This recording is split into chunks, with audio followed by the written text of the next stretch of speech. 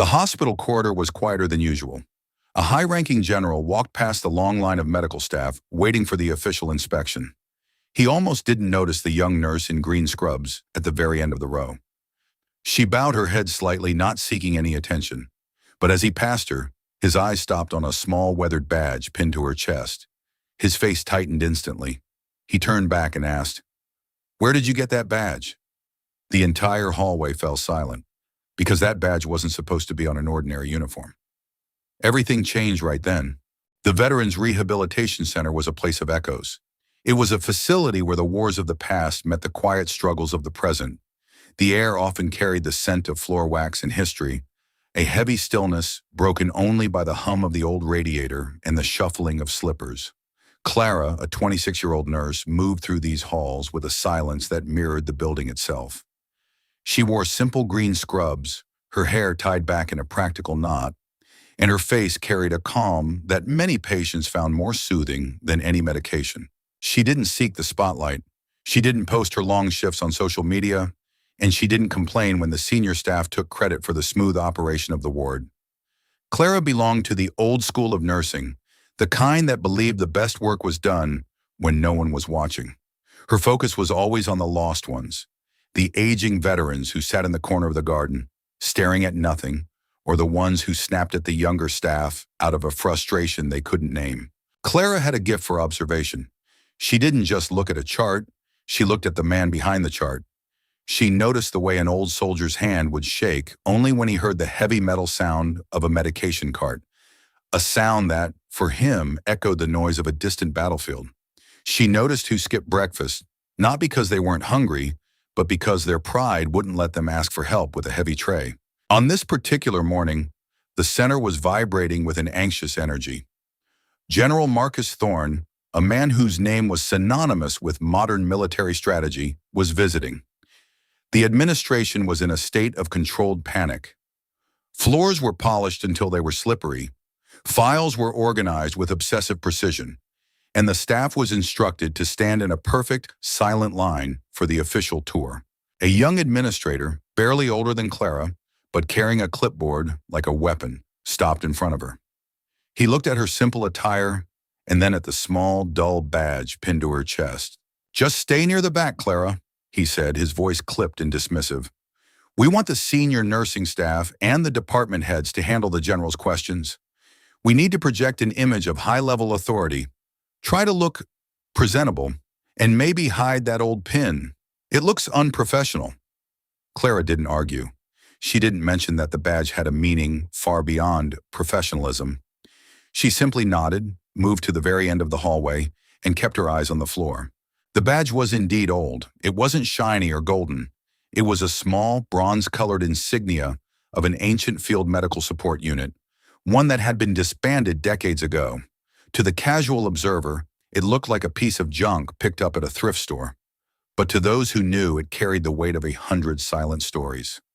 Clara remembered the day she put it on. A colleague had asked her, "Clara, why do you still wear that old thing?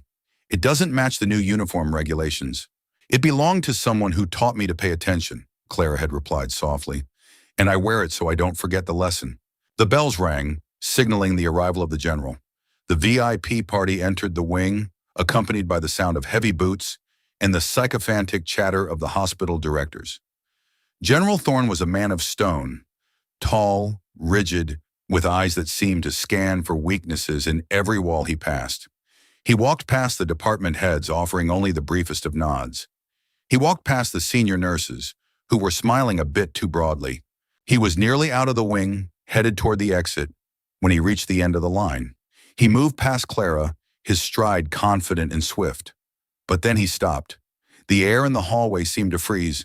The hospital director stopped mid-sentence. The young administrator gripped his clipboard so hard his knuckles turned white. The general didn't turn his head. He stepped back. He looked down at the small bronze badge on Clara's scrubs. The silence wasn't just quiet anymore. It was heavy.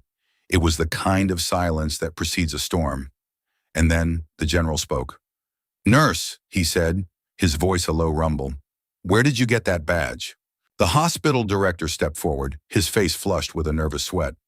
"General, I apologize, Nurse Clara is one of our newer staff members.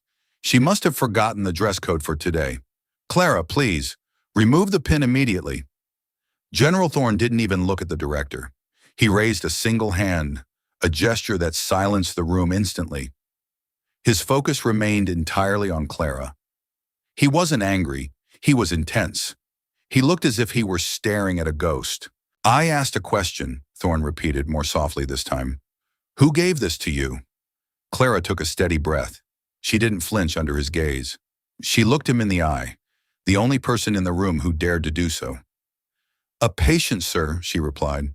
Her voice was calm, a sharp contrast to the frantic energy of the administrators. A patient? The general asked. Which patient?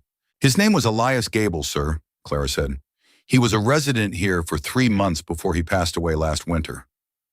The general's eyes closed for a brief second. A flicker of something, sadness perhaps, or a deep-seated memory, crossed his face. The staff looked at each other in confusion. Elias Gable? They vaguely remembered the name. He was the difficult one, the one who had no family, no visitors, and a temper that could strip the paint off the walls. The administrators were worried. They were terrified that Clara was about to tell a story of a disgruntled veteran, embarrassing the facility in front of the most important visitor they had ever hosted. One of the senior doctors tried to intervene. General, Mr. Gable was quite troubled. He had significant behavioral issues. We did our best to manage his care, but he was resistant to our standard protocols. This badge is likely just a sentimental item he handed out. Sentimental? The general turned his head, a cold edge in his voice. Do you know what this insignia represents? This isn't something you buy. It's the emblem of the 7th Field Trauma Unit. They were the ones who stayed behind when the perimeter collapsed. They were the ones who treated the wounded under fire when the rest of the world had already written them off. My father was one of the men they saved. The hallway went dead silent. The old thing on Clara's uniform wasn't a piece of junk. It was a symbol of the highest honor in field medicine. How did you come to have it, nurse? The general asked, his tone shifting from command to a genuine, raw curiosity. Clara spoke slowly, the words coming from a place of deep respect. Mr. Gable was very difficult when he first arrived, sir. He didn't want to talk, he didn't want to eat, and he certainly didn't want any help from someone like me. Most of the staff avoided his room because he would shout or throw things. They saw him as a problem to be managed. But I noticed something. He wasn't angry. He was overstimulated. She explained the logic of her care, the kind of logic that wasn't found in a textbook.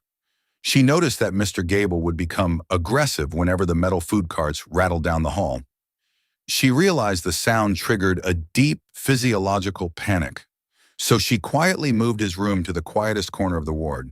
She noticed that he would stare at his pills with a look of pure loathing. She realized it wasn't the medicine he hated, it was the loss of control. So she started giving him his schedule in writing, letting him decide when, within the safe windows, he would take them. She didn't treat him like a patient in a system.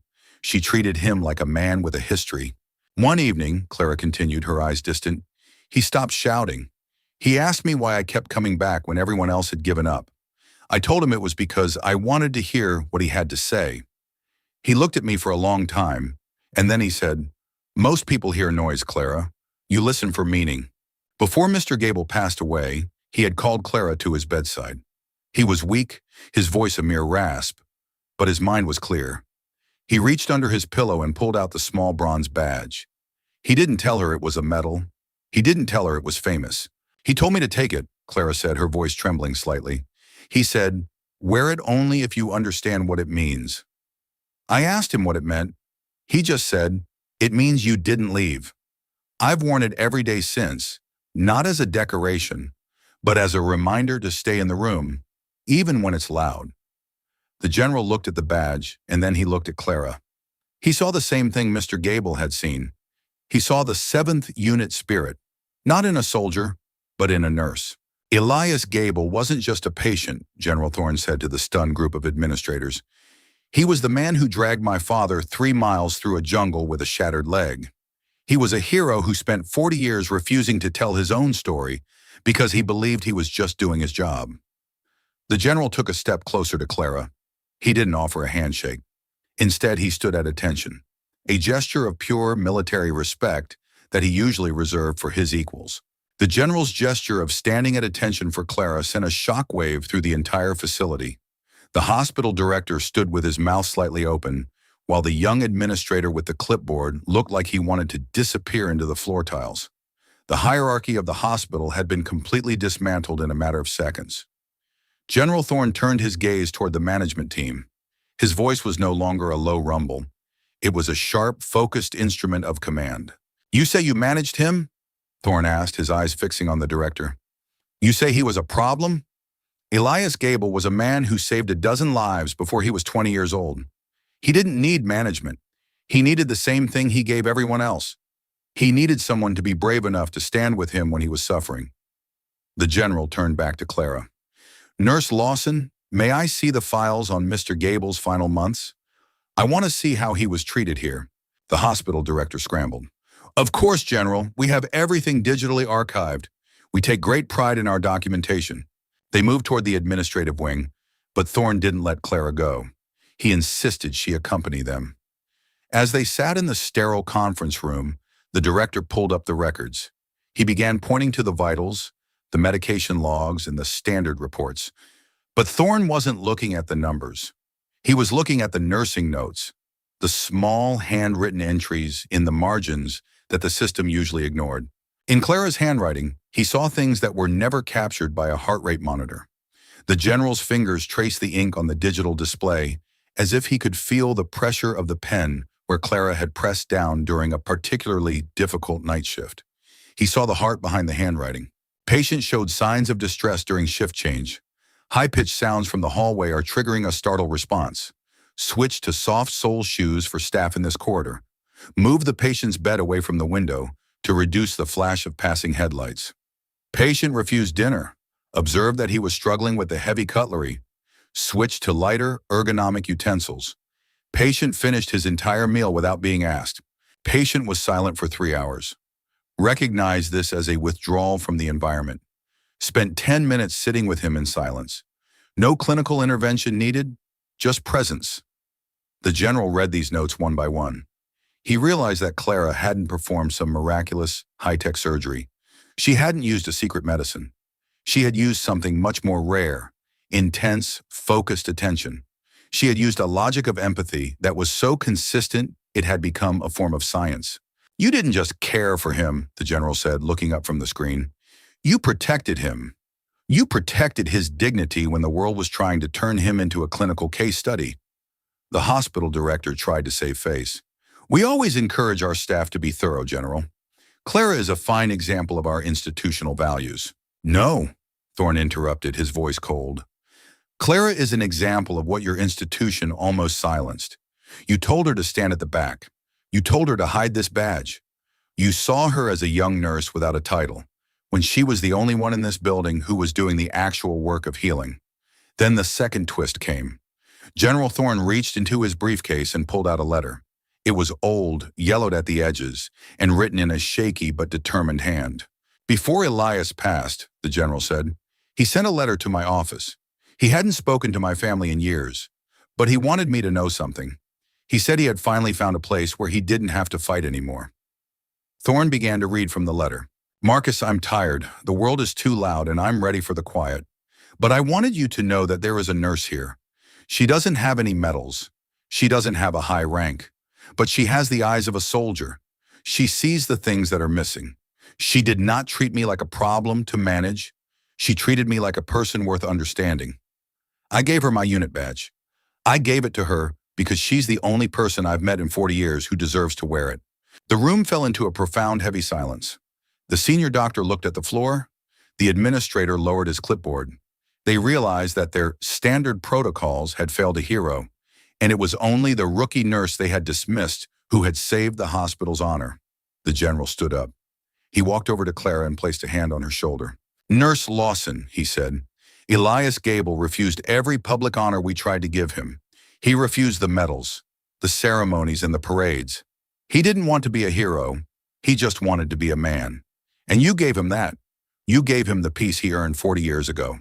Thorne then looked at the hospital director. I will be making a report to the medical board. Not about your facilities and not about your technology. I will be reporting on the fact that you have a nurse here who understands the core of medicine better than your entire board of directors.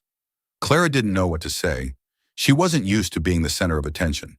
She didn't want the praise, she just wanted to get back to her shift. I was just doing my job, sir, she said quietly. No, the general replied, a rare smile appearing on his face. You were doing the work that most people are too afraid to do. You were listening to the silence. As they walked back out into the main hallway, the atmosphere had transformed. The nurses who had ignored Clara were now looking at her with wide-eyed wonder. The doctors were standing a bit straighter, but Clara didn't change her pace. She walked back to her station, her eyes already scanning the ward for the next lost soul who needed someone to listen. She was no longer the nurse who stayed in the shadows. She was the one who carried the light. The weeks following General Thorne's visit were not filled with loud celebrations or grand ceremonies. Clara wouldn't have wanted that anyway. Instead, the change was like a slow tide, quiet, steady, and impossible to ignore. The hospital administration didn't give Clara a promotion to a desk job, which she would have turned down anyway. But they did something much more meaningful. They created a new role, Senior Patient Liaison for Veteran Care. Her job wasn't to manage paperwork, it was to train the new staff on the Clara method, though she hated that they called it that. She taught the younger nurses not to look at the monitors first. Look at the patient's eyes, she would say. The monitor tells you the heart is beating. The eyes tell you why it's beating. She showed them how to recognize the subtle signs of PTSD that didn't show up in a blood test.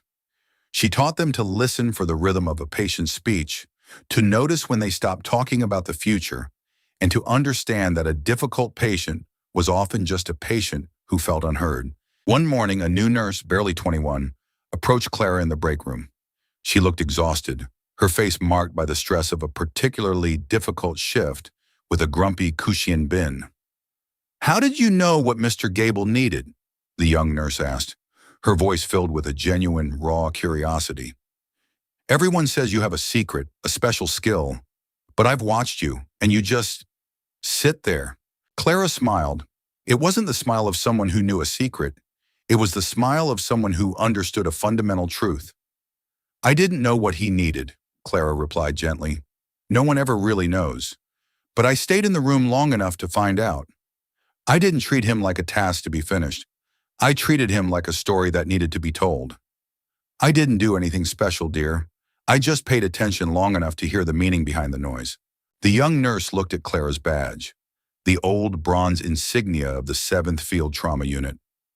She saw it differently now. It wasn't a piece of junk. It was a beacon. Do you think I could ever wear something like that? The girl asked. Clara looked at her for a moment. She saw the exhaustion, but she also saw the spark of empathy. You're already wearing it, Clara said, touching the girl's shoulder. Every time you choose to listen when it's easier to walk away, you're wearing it. Clara didn't become a celebrity. She didn't post her story on the internet. She kept her life simple. She still worked the long shifts, still checked the medications twice, and still adjusted the blankets for the patients who were too weak to do it themselves. At the end of every shift, before she left the building, Clara would go into the small, quiet room where the Veterans Memorial Wall was located. She would stand in front of the name Elias Gable and take a moment of silence. She would take the badge off her uniform and wipe it clean with a soft cloth. Not because she wanted it to shine, but because she wanted to honor the man who gave it to her. She remembered his words, "Wear it only if you understand what it means." She did understand. It meant that in a world of noise, someone had to be the silence. It meant that in a world of protocols, someone had to be the person. It meant that her job wasn't to manage a problem, it was to understand a human being. As she pinned the badge back onto her scrubs and walked out into the cool evening air, she didn't hear any applause. She didn't see any cameras. But as she passed the other nurses in the hallway, they didn't look through her anymore. They looked at her. And in their eyes, Clara saw a new kind of respect, the kind that isn't given to a title, but to a soul. She was just a nurse. But as General Thorne had said, she was the one who didn't leave. And in a hospital, that was the greatest honor of all. The story of Clara and the General isn't just about a military badge or a high-ranking visit. It's a story about the invisible value of human presence. In our modern world, we are obsessed with titles, degrees, and certificates. We believe that the more letters someone has after their name, the more important their work must be. But as we saw in that hospital hallway, the most profound healing didn't come from a doctor with a high rank or an administrator with a big budget. It came from a nurse who was willing to be invisible so that her patient could be seen. In the medical field, and indeed in every profession, we often fall into the trap of problem management. We see a patient as a list of symptoms to be treated. We see a student as a set of grades to be improved. We see a customer as a ticket to be resolved. We focus so much on the task that we lose sight of the person. Clara's badge was a reminder that excellence isn't found in what you show the world. It's found in what you give the world when no one is watching. Her method was nothing more than the ancient art of paying attention. It was the refusal to let a person become a number. It is about the quiet persistence of the soul that refuses to be hardened by the grind of a busy world. It is a reminder that every small gesture is a seed of restoration. This story carries a vital lesson for all of us. Respect the person, not the title. Value the work that is done in the shadows. And never ever underestimate the power of a single person who chooses to listen. In a hospital, every role is essential. The surgeons save lives with their hands. The doctors save lives with their minds. But the nurses, the ones who stay in the room when the lights are low and the world is quiet, they save lives with their hearts. They are the ones who translate the noise of suffering into the meaning of care. Clara didn't need to be a general to be a hero. She didn't need a medal to be honored. She simply needed to be herself. She showed us that an act of kindness, a moment of focus, and a choice to understand can change the entire culture of an institution. General Thorne almost walked past her. He almost saw her as just a nurse. But he was a man who had been trained to recognize the truth, and he saw it in a weathered piece of bronze. He saw that the real answer wasn't a rank or a title. It was a person who refused to ignore what everyone else had missed. The next time you walk through a hallway, whether it's in a hospital, an office, or a school, take a moment to look at the people in the shadows. Look at the ones who are doing the quiet work, the ones who aren't asking for credit. They might be carrying a story or a badge or a wisdom that you haven't even begun to understand. And if you are one of those people, the one who feels invisible, the one who is told to stand at the back, keep your head up. Keep paying attention. Keep listening to the silence. Because your value isn't defined by the people who walk past you. It's defined by the people who stay with you. Clara wasn't just wearing a uniform. She was carrying someone's trust. And in the end, that was the only thing that truly mattered. The general almost walked past her, but one small badge told him what everyone else had missed. She wasn't just wearing a uniform, she was carrying someone's trust.